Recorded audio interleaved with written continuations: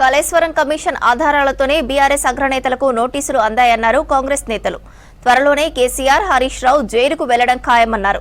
ప్రభుత్వ పథకాలపై ఎవరూ నిరాశ చెందవద్దన్నారు. అర్హులకు అన్ని సంక్షేమ పథకాలు అందుతాయన్నారు హస్తం నేతలు.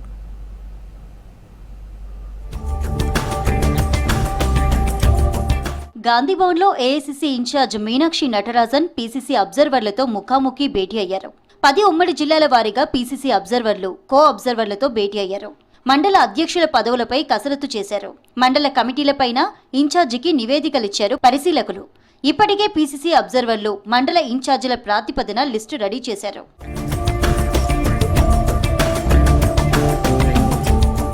కాళేశ్వరం కమిషన్ అధికారులు ఇచ్చిన ఆధారాలతోనే కేసీఆర్, హరీష్ రావు, ఈటెలకు నోటీసులు అందాయన్నారు కాంగ్రెస్ ప్రచార కమిటీ చైర్మన్ మధు యాష్కీ గౌడ్. ధర్నా చౌక్ లో కవితకు సన్ స్ట్రోక్ తగిలిందన్నారు. మొన్ననే కవిత జైలుకు వెళ్లి వచ్చారు. త్వరలోనే కేసీఆర్, హరీష్ రావు జైలుకు వెళ్లడం ఖాయమన్నారు మధు యాష్కీ గౌడ్.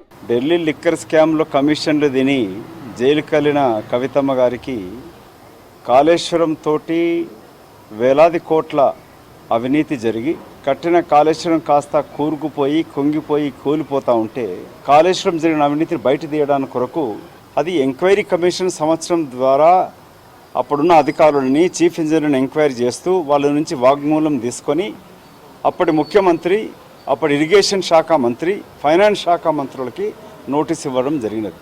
ఇవాళ ధర్నాలో కూర్చుంటానని చెప్పి ఇప్పుడు కొత్తగా చిలుక పలుకులు పలుకుతూ ఉన్నది. ధర్నా చౌకులో కూర్చున్నాక ఎండదెబ్బ కొట్టి కొంచెం తెలివచ్చినట్టుంది. ఇప్పటికన్నా న్యాయసమ్మతంగా మాట్లాడితే న్యాయ వ్యవస్థల పైన గౌరవం ఉంచుకుంటే మంచిది. రాష్ట్రంలో ప్రతి నియోజకవర్గానికి 10,000 ఇందిరమ్మ ఇండ్ల నిర్మాణమే లక్ష్యంగా ప్రభుత్వం పనిచేస్తోందన్నారు మునుగోడు ఎమ్మెల్యే కోమటిరెడ్డి రాజగోపాల్ రెడ్డి. గత ప్రభుత్వం సొంత పార్టీ కార్యకర్తలకే డబుల్ బెడ్రూమ్ ఇండ్లు మంజూరు చేసిందని విమర్శించారు.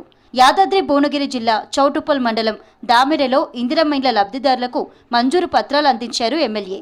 నిరుపేద కుటుంబంలో ఉండి ఇల్లు రానోళ్ళు, జాగా లేక ఇల్లు రానోళ్ళు, వివిధ కారణాల వల్ల ఇల్లు రానోళ్ళు ఎవరు కూడా ఆశ్చర్యపడద్దు, బాధపడద్దు. మీకు ఇల్లు ఇచ్చే బాధ్యత కాదు.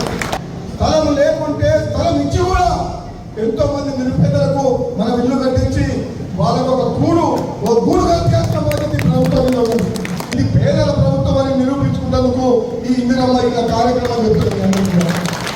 కోరుట్ల పట్టణానికి ప్రజాప్రభుత్వం 502 ఇందిరమ్మ ఇండ్లను మంజూరు చేసిందన్నారు కోరుట్ల నియోజకవర్గం కాంగ్రెస్ ఇన్ఛార్జ్ జువ్వాడి నరసింగరావు. లబ్ధిదారులకు ఇందిరమ్మ ఇండ్ల మంజూరు పత్రాలను అందజేశారు. ఇండ్లు రాని వారు ఎవరూ నిరాశపడొద్దన్నారు. నియోజకవర్గం అభివృద్ధి చెందాలంటే రానున్న స్థానిక సంస్థల ఎన్నికల్లో కాంగ్రెస్ అభ్యర్థులను గెలిపించాలని కోరారు జువ్వాడి నరసింగరావు. మీరందరూ కూడా అధికారులందరూ కష్టపడి మరి 502 ఇండ్లు మీరు ఎట్లయితే శాస్త్రపరంగా అరువులు ఎవరైతే ఉన్నారో అరువులందరికీ మంజూరు చేసి చూసి ఎవరెవరికి నిజంగా కూడా అరువులు ఉన్నారో వాళ్ళందరూ కూడా మరి టిక్కులు పెట్టి ఇవాళ 502 ఇండ్లు వచ్చినాయి. ఇప్పుడు రాబోయే స్థానిక సంస్థ ఎలక్షన్స్ ఉన్నాయి.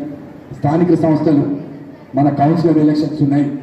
మనం అభ్యర్థులను మీరు గెలిపించుకుంటే మీకు అనుకున్న దానికంటే ఎక్కువ అభివృద్ధి చేసే బాధ్యత నాది అని ఈ సభాముఖంగా తెలియజేస్తా ఉన్నాం.